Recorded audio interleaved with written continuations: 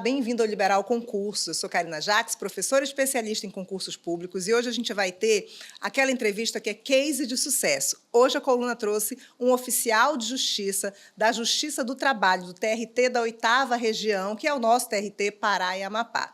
Vitor Moraes é oficial de justiça e é professor também de cursos preparatórios para concurso, e ele vai contar a trajetória dele, como ele chegou a esse cargo, que é um dos cargos bastante disputados, não só na Justiça do Trabalho, mas onde tem o cargo de oficial de justiça. Bem-vindo, Vitor. Um prazer te receber aqui. A gente já te recebeu como professor e agora como oficial de justiça para contar a tua trajetória, não é? Obrigado, Karina, pelo convite. É muito importante esse espaço aí para poder motivar os nossos alunos, né? Quem está ali naquela árdua missão em busca do seu sonho. E eu acho assim, acho que fora o cargo dentro do judiciário de juiz, eu acho que o oficial de justiça é o segundo mais, né? Na verdade, é o mais concorrido, né? É o mais concorrido, normalmente, e o mais específico. Então, a preparação para o oficial de justiça, normalmente, é bem específica, é um cargo bem difícil, aí, porque o número de vagas, normalmente, é menor. É reduzido. É reduzido em relação ao analista, em relação à técnica. Então, a concorrência vai lá para cima, quando se fala de oficial de justiça. Eu, particularmente, né? Vamos pensar, se eu fosse fazer um concurso, como eu não desejaria ser juiz, porque eu acho que decidir a vida dos outros, eu acho que é muita responsabilidade. É, o sacerdócio.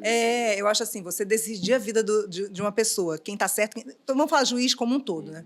E depois deitar no travesseiro em casa, assim, será que eu decidi certo? Né? Não o certo jurídico, mas o certo da ética, da moral. Então, eu acho que o oficial de justiça, para mim, seria o mais atraente. Né? Como foi? Então, conta para a gente, já que eu acho que muita gente também tem esse aspira, né, a esse cargo de oficial de justiça. Como foi a tua trajetória? Tu sempre pensaste em ser oficial de justiça? Ou tu fizeste outros concursos e esse foi mais um? Como foi? Conta pra gente. Karina, na verdade, assim, eu não vim de uma família abastada, então a única forma de eu mudar minha realidade seria através dos estudos, né? Então, passei em Direito no UFPA, porque eu não tinha condição de pagar uma faculdade particular. Fui fazer Direito no UFPA, entrei em 2012 na UFPA e saí em 2017. E desde o segundo ano de faculdade eu comecei a estudar para concurso público. Então, eu lembro benzinho que estávamos ali no ano de 2013, né, meu segundo ano de faculdade, e eu já estava ali ingressando nesse mundo. Claro que eu tomei o baque inicial que todo mundo toma, né? Eu estudei um mês e fui fazer o concurso do INSS, achando que seria aprovado. Chegou lá, minha classificação, 10.000 e alguma coisa. Então, eu já tomei aquele primeiro baque para sentir a realidade desse mundo. Mas me mantive focado. Então... inclusive, o primeiro livro que eu adquiri, eu lembro, foi o livro do professor Pedro Lenza, né? Direito Constitucional Esquematizado, que é maravilhoso. Isso.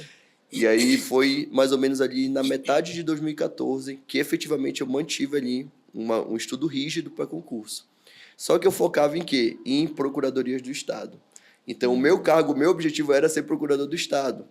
Só que o que ia aparecendo eu ia fazendo. E aí surgiu o concurso do TRT, né, de 2015. Início de 2015, eu já tinha mais de um ano de estudo já consolidado, e eu fui fazer a prova sem sem um objetivo específico. Eu falei, não, vou fazer para oficial de justiça, vou lá ver como vai ser meu desempenho, aí comecei a focar nas matérias de direito do trabalho e processo de trabalho, especificamente depois do edital, né? Que não recomendo fazer isso, depois do edital. Como eu tinha uma base já consolidada de um ano, eu fiz esse concurso e obtive uma classificação, fui lá aprovado nesse concurso e continuei estudando para procuradorias. Então, eu devo ter feito umas 14 procuradorias estaduais. Então, viajei todo o Brasil fazendo prova. Algumas eu passei para a segunda fase, só que eu nunca consegui chegar até a fase da nomeação de procurador do Estado. E aí, quando foi ali em 2019, olha já só... Já formado, já 2 anos de formado, né? Então, olha só, eu passei no concurso, ali fui no concurso em 2015, foi homologado em 2016, me chamaram em 2019, 3 anos depois. 3 anos depois. E eu já estava com a minha vida consolidada, né? Já advogava, já tinha um cargo bom aqui financeiramente. E aí surgiu ali a necessidade de um oficial de justiça no interior do Pará, na divisa do Pará com o Amapá. E eu tive que tomar a difícil decisão, mas a decisão que assim me realizou. Porque depois que eu efetivamente comecei a exercer o cargo de oficial de justiça, eu parei de estudar para outros cargos. Me apaixonei pelas atribuições e hoje eu não penso em pelo menos nesse momento, e mudar aí de carreira. Perfeito. Eu gosto de ouvir essas histórias e eu imagino que todo mundo que assiste gosta de ouvir, porque cada história tem a sua peculiaridade, né? Então, você faz o concurso ainda estudante. Isso. E é nível superior. Nível superior. Ou seja, sou aprovado ainda na faculdade, né? Ou seja, se tivessem te chamado logo, não ia dar certo. Não ia dar certo. Então, foi o tempo, né? Foi o tempo de conseguir o diploma. Isso. Porque não adianta passar para nível superior e não ter ali a conclusão do curso, né? Isso. Então, deu tudo certo, foi tudo no tempo e era para acontecer, né? Porque eu fui, efetivamente, já tinha uma vida estabilizada, fui lá exercer o cargo e hoje eu não penso em outra carreira. E você aceitou o desafio de ir para uma cidade de interior, uma cidade, né, sem estrutura comparada com Belém, que é também uma dúvida que muita gente que passa, eu vou... Né? Às vezes você tem que dar uns 2 passos para trás para poder ser jogado para frente de novo, né? Então... Isso, na época eu era muito novo, né? Eu fui chamado com 25 anos, então não tinha filho, era solteiro, é mais fácil quando você não tem ali uma estrutura familiar, né? É bem mais difícil você mudar com uma família. Mas é um desafio que você tem que tentar. Então eu sempre falo, olha, tente, tá? Se você não conseguir se adaptar, você... sai do cargo, perde a exoneração, continua estudando, ou se mantém, leve sua família para o local. Mas os tribunais, Karina, eles exigem que o servidor esteja nos interiores. Então, não tem como falar, você vai ser aprovado e você vai vir direto para a capital. Isso. Você tem que ter essa noção. Que da você realidade. Da realidade, que você pode ser chamado para os interiores do Pará, que tem regiões de difícil acesso, que as estradas são ruins, a estrutura não é tão boa da cidade, mas que isso é passageiro. Isso é passageiro. Isso. Então, em algum momento, você vai conseguir cada vez ficar mais próximo das grandes metrópoles, né? Tem as remoções, né? As remoções, a parte boa é que no TRT, né, você consegue ali redistribuir nacionalmente. Isso. Então, você tem todo o Brasil aí, se surgir uma vaga, você pode ali ou permutar com o servidor ou ser redistribuído para outro tribunal. Perfeito. É bom isso, porque às vezes a pessoa quer se inscrever para um concurso, já está pensando em trabalhar home office. Já está, né, se martirizando antes de ser aprovado. Então tem que ser por fases. Primeiro seja aprovado, depois veja qual vai ser sua lotação. Vá lá na sua lotação, trabalhe. Se você não conseguir, ok. Parta para um outro objetivo. Acho que tem que ser assim. Perfeito. E bora falar um pouquinho sobre essa tua rotina de estudo. Você era estudante de Direito, isso. Então eu também fui estudante da Federal também, muitos anos antes de você. Então, a gente tem a nossa rotina de estudo. Você só estudava ou você também trabalhava na época? Trabalhava, estagiava, sempre estagiei. Então, estagiava, estudava à noite, estudava que horário? À noite, à noite. Noturno, meu era 0,40. 0,40 A gente é da mesma turma, né? Então estagia de dia, né? A gente que não veio de família rica precisa né? ter a única saída. Precisa fazer o network, entrar no mercado de trabalho e ter a sua remuneraçãozinha para poder se manter, não é? E estudar. E como é que era a tua rotina de estudo ali? Tu estudava todo dia? Quantas horas de estudo? Como é que era a tua rotina de estudo? Karina, isso é muito importante, porque o que o estudante ele tem que ter em mente? A rotina de estudo ela vai variar ao longo da sua preparação. Mas o que é importante, no momento que você está construindo a base, você tem uma rotina mais rígida. Então, por exemplo, o que eu fazia? Eu tirava 2 turnos. Eu estagiava de manhã, né? Então, o que eu fazia? 2 turnos de estudo. Ou cada um de 2 horas, ou cada um de 3 horas, dependendo do dia. Tem dia que a aula começa mais tarde, tem dia que não tem aula. Tem dia que dá para estudar um pouquinho no estágio, né? Quem nunca fez isso. Então, o que seria o ideal? O que eu fazia, né? Selecionava 2 matérias por dia, de 2 a 3 horas cada uma. E dividia essas horas. Poderia ser antes do estágio, poderia ser depois. Não tinha um horário muito fixo. O que tinha eram metas. Então, estabeleça metas. Olha, 2 horas cada matéria, 3 horas cada matéria por dia. Qual horário? O horário que der. Você quer mudar a sua realidade, tem que ser o horário que der. É passageiro, é doloroso, fica com sono. Eu, por exemplo, chegou um momento que o estágio me cobrava muito. Eu comecei a advogar comecei a estagiar no escritório de advocacia, certo? Que eram 2 turnos, de manhã e à tarde. E eu continuava estudando para concurso. E aí, o que eu fazia? Tinha que estudar para as aulas, né? Para as provas. Para a faculdade, Isso. Então, ali no almoço, que eu tinha 2, 3 horas, o que eu fazia? Eu resolvia questões. Então, todo dia eu resolvia 50 questões na hora do almoço. Almoçava, 50 questões, dava uma cochilada, voltava para o escritório. E isso foi um diferencial na minha preparação, porque você imagina, 50 questões por dia na semana, 250. Isso. Por mês, 1.000 questões. Isso. Em um ano, 12.000 questões. Então, você tem que pensar a longo prazo, que se você conseguir ali manter uma frequência diária, isso vai, lá na frente, lhe dar uma bagagem ali, que você vai conseguir obter essa aprovação.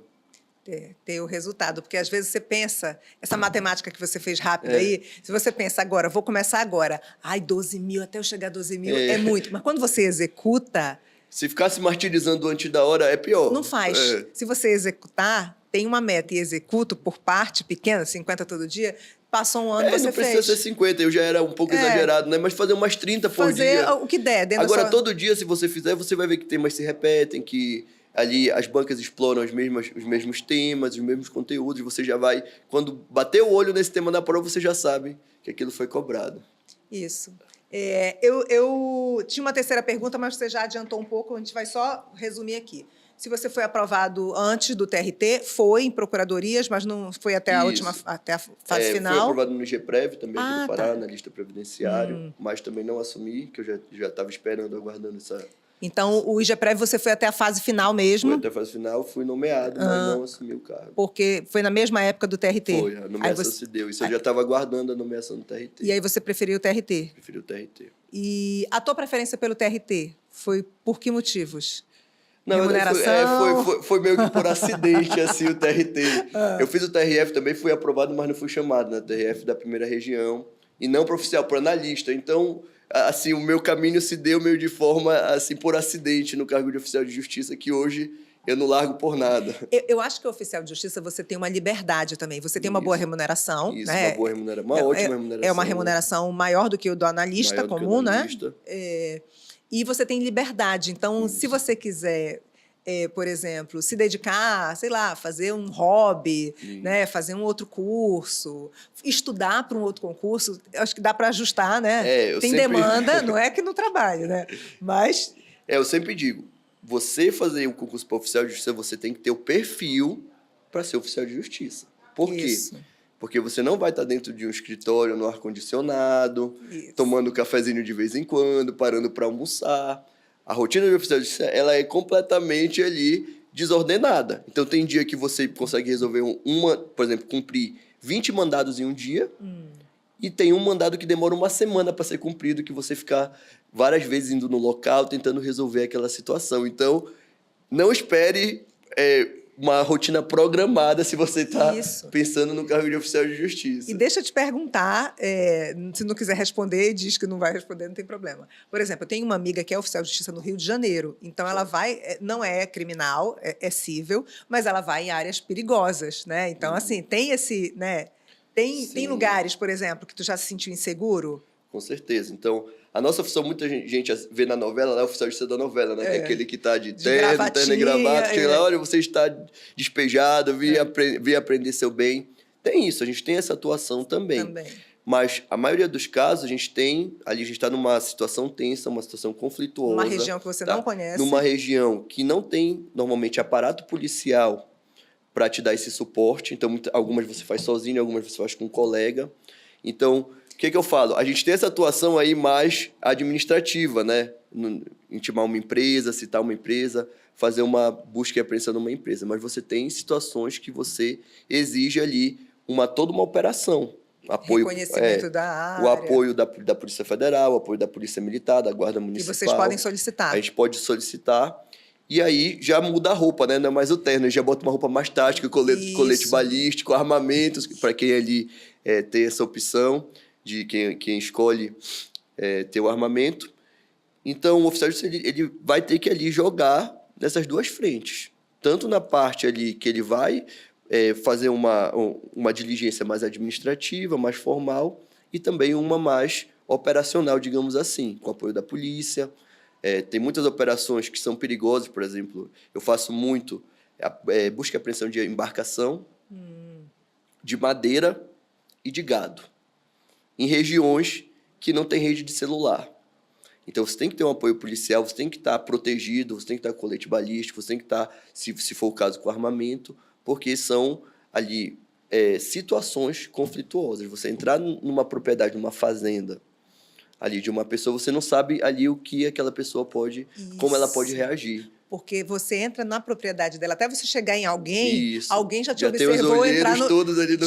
Você entrou na porteira e já andou muito, Isso. né? Verdade. E muitas vezes a gente pede o apoio e a própria polícia fala, olha, vai ser perigoso, a gente tem que fazer com uma seriedade, não guarnição pode ter erros aqui, porque realmente o Pará, como a gente sabe, principalmente o interior, ele é muito perigoso na parte rural, né? Isso. Então, quem for fazer profissão de justiça também esteja ciente disso. É uma profissão que ela não é isenta de perigos. Isso. Tá? É uma profissão que você se expõe, às vezes até mais que os juízes, né? Que você está lá cumprindo a ordem, o juiz profere a decisão, você que vai efetivar. É o juiz na rua. Você que vai efetivar. Então, o juiz decidiu o processo, mas quem vai ali efetivar aquela decisão na realidade é o oficial. Então, você tem que ter um jogo de cintura, tem que ter uma diplomacia a mais, porque se você for ali alimentar o conflito, chegar cheio de marra, pode resultar em agressão. Tanto que tem aí vários casos atualmente de oficiais de justiça que sofreram violência, né? Mais recentemente, uma oficiala, se eu não me engano, de Belo Horizonte, ela foi ali cumprir uma busca e apreensão no veículo, o destinatário era um policial militar, e ele agrediu essa oficiala de forma muito grave, tá? Ela teve que ficar internada. Então, a gente vem aqui vendo vários casos de violência contra oficiais. Por quê? Porque é uma profissão perigosa, não é uma profissão que está isenta de perigo. E muitas vezes você está trabalhando sozinho. Isso, tá? Não, verdade. Você contando aqui, eu lembrei de vários. Lembrei que eu tenho vários amigos. Eu tenho uma outra também no Rio, que ela tem um motorista particular. Sim. Porque, assim, ela vai entrar em muitos lugares, então ela prefere não ir dirigindo. Então, ela paga, né? É o carro dela, ela paga, ela contratou esse motorista. E aí ela fica no carona e ela vai cumprindo, mas é ele que entra. Então, ela também não entra nos locais sozinha. Né? No Pará, ela é cível. No Pará é bem complicada essa situação, Karina. Então, assim, quem for fazer para oficial de justiça esteja ciente, tá? Para você não, porque tem algumas pessoas que passam para oficial, já aconteceu, vai lá ver a realidade, vê que é perigoso, aí fala, caramba, eu destruí minha vida, era para eu ter feito para analista. Esteja ciente que é uma profissão que ela te exige um cuidado a mais. Tem que analisar. Você tem que analisar a carreira antes de fazer a inscrição. Tem que fazer, não pode cair lá de paraquedas sem ter a noção do perigo, né? Isso. Se você chega numa cidade do interior, todo mundo sabe quem é o oficial. Isso, também tem isso. Então você não pode se expor a determinadas situações. Se você fez raiva a determinadas pessoas que na região são poderosas, você está correndo risco ali. Então já aconteceu aqui um caso que, numa cidade aí que eu estava atuando, eu fui fazer uma diligência e apreendi determinados bens, tá? Que era de uma facção criminosa ali, aquele estabelecimento. Era um estabelecimento de lavagem de dinheiro de uma facção criminosa. O que aconteceu? A minha residência nessa cidade foi pinchada com as iniciais da facção. Tá? O meu muro foi pichado com as iniciais dessa facção. Então, você tem que ter muito cuidado aí. Como por exemplo, o suporte do tribunal? Eu acho que o ideal seria você ser removido dali. Isso, Nesse caso, foi removido dessa cidade. Mas o que acontece? O tribunal ele oferece, tem também o cargo de polícia judicial. Isso. Então, tem o cargo de polícia judicial, que deve vir no edital do TRT, que é uma polícia ali específica do tribunal, que é quem oferece, normalmente, o suporte para essas missões, para essas diligências dos oficiais. Então, eles deslocam daqui da central para a cidade. Mas tem cidade que é muito distante. Pois é. Então, normalmente, o tribunal ele faz uma parceria ou com a Guarda Municipal ou com a Polícia Militar para ali conseguir realizar essa operação. Normalmente assim que funciona. E nesse caso específico teu, foste removido? Fui removido dessa cidade, não tinha mais condições de eu permanecer no... Porque é importante para a vida da pessoa, a integridade física da pessoa, mas também da instituição. Isso, né? Porque a gente tem casos de juízes sendo ameaçados, promotores, enfim, oficiais. Eles, na verdade, estão ameaçando todo o Estado, né? Isso. Não estão ameaçando o oficial de justiça. Isso. Então, é uma afronta ao Estado. Então, eu acho que tem que ter uma resposta aí mais séria, inclusive, eu ressalto isso aqui, quanto a essas violências que os oficiais vêm sofrendo, né? Vêm sofrendo violências diárias, tem que ter uma resposta ali mais... Isso. Mas você já teve, né? Agora já tem o crime contra o oficial de justiça, o Código Penal foi alterado, já tem ali uma categoria, acho que é uma qualificadora do homicídio quando é contra O oficial de de justiça. justiça. Já foi dada uma resposta a partir desses casos. Isso, perfeito. Agora, vamos lá.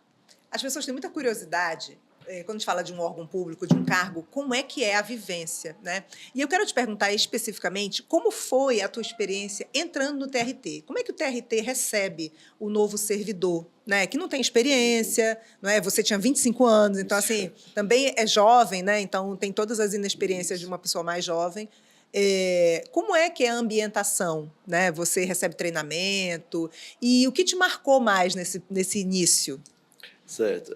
Karina, é muito interessante, o tribunal ele é muito receptivo e cada vez isso vem sendo ali mais constante. Então, os servidores são recebidos normalmente com uma semana ali institucional, tá? Nas quais, dependendo do cargo, você participa de certos eventos, de certos treinamentos. No caso do oficial de justiça, você passa por uma semana institucional, certo? E aí, depois você é deslocado ali para tomar posse na cidade da sua lotação. Lá, provavelmente, vai ter um colega, né? Então, você tem um colega que tem mais experiência e ele vai ali te acompanhando nas primeiras diligências. Então, ele vai lhe dando o caminho das pedras, digamos assim, quanto a oficial. O oficial é um pouco mais complicado porque tem muitas nuances, né? Não é um trabalho de gabinete no qual você vai ficar repetindo certas ações. Você tem que ali... Cada caso é uma atitude que você tem que ter. Então, como é que é feito quanto ao oficial de justiça? Normalmente um colega, que ele é mais antigo na lotação, ele vai ali nas primeiras semanas lhe acompanhar, lhe mostrar a cidade, né? Já precisou chegar numa cidade que você não conhece nada... E tem lugares que é uma região, o mapa é uma região rural muito grande. Isso, a lotação que eu atuo atualmente tem vários ramais. Por exemplo, ramais aqui no Pará a gente chama que são essas estradas de chão. Então tem várias estradas de chão, você vê a mata e vê o ramal. Às vezes é naquele ramal que a pessoa está lá, que o bem está escondido lá. Então você precisa ali de alguém que lhe dê essa orientação, pelo menos inicial, né? E quando eu fui para essa cidade, né, que ela fica ali na divisa entre o Pará e o Amapá, o que mais me chocou foi a imensidão do nosso Brasil. Porque eu peguei um aviãozinho bimotor que você pega aqui no aeroporto e vai para essa cidade. Quando você chega nessa cidade, antes de você chegar nessa cidade, você olha ali de avião, né, e você vê a imensidão da floresta amazônica. Você vê que não tem quase fim a imensidão da floresta. Então você fala, olha, eu vou atuar aqui nessa região. Aí embaixo dessas copas, dessas árvores. Aqui nessa infinidade ali. Então, me chocou muito, porque eu não tinha ainda noção, assim, da dimensão do nosso Brasil. Foi uma das coisas, assim, que me deixaram bastante impressionado na época, né? Ia ser a próxima pergunta, mas você já falou várias aqui. Essa da facção, essa da imensidão, você, né... E eu sei disso, de outras experiências de amigos, de mostrar assim, Karina, eu tenho que cumprir um mandado na região, tipo, de Afuá, né, sem ser um município. Aí é essa região toda, mas não diz qual não diz qual é. E, às sem vezes, número, não tem numeração. Isso, e o citado só se sabe pelo apelido, sim. Entendeu? Seu Zé. Aí tem milhões de seu Zé, né? Então tem mandados que, por exemplo, até engraçado essa situação, olha, você entra no ramal tal, dá o nome do ramal, é depois da segunda mangueira para a esquerda. Então você tem que ver ali as árvores. A segunda mangueira você sabe que a pessoa está lá. Então, e dá certo. Como é a realidade das pessoas. Elas se orientam através disso. Então se orientam através de árvores, se orientam através de ramais dessas estradas de terra, se orientam através de fazendas, olha, depois da fazenda tal, depois do rio tal. Então, você tem que ali estar bem aberto à realidade local. Os acidentes geográficos. Isso. Aí, chegando no local e não conhecendo nada, é bem difícil no começo. Não vou mentir, mas no começo, assim, a nossa profissão, principalmente de oficial de justiça, é bem difícil. A população, por exemplo, num lugar desse mais interiorano, a população, ela ajuda quando ela não é citada? É difícil. Tem alguns que ajudam, que contribuem, né? Mas normalmente ninguém quer. Todo mundo tem medo, ninguém quer se envolver naquele conflito. Porque porque às vezes é com o vizinho, às vezes todo mundo se conhece ali na região. Entendi. Então, se você vai... Mesmo sendo fofoqueiro, não tem muito fofoqueiro. Tem, algumas situações tem, né? Tem aquele que é o delator, que eu chamo, né? Que vai delatar todo mundo. Mas em cidades pequenas é mais difícil, porque todo mundo se conhece e vão saber quem disse. Ah, tá. Tá, tu já contou várias situações especiais, mas cita aí uma outra, ou repete alguma dessas, uma situação especial que marcou, ou porque foi uma situação curiosa, ou emocionante, enfim, que tu tem uma lembrança especial dessa tua vivência, né? Mais de 10 anos, né? Vai fazer agora, não, foi 2019, 7 anos. Não, 7 anos, né? Foi mais de 10 anos a prova, desculpa. A prova foi 2015. Então, teve uma que me marcou muito. Normalmente são casos tristes, né, que me marcam, que aí eu fico reflexivo e às vezes eu até trago isso para minha família. Não deveria trazer, né, mas às vezes não tem como. É uma situação tão triste que a gente acaba ali introduzindo isso, né?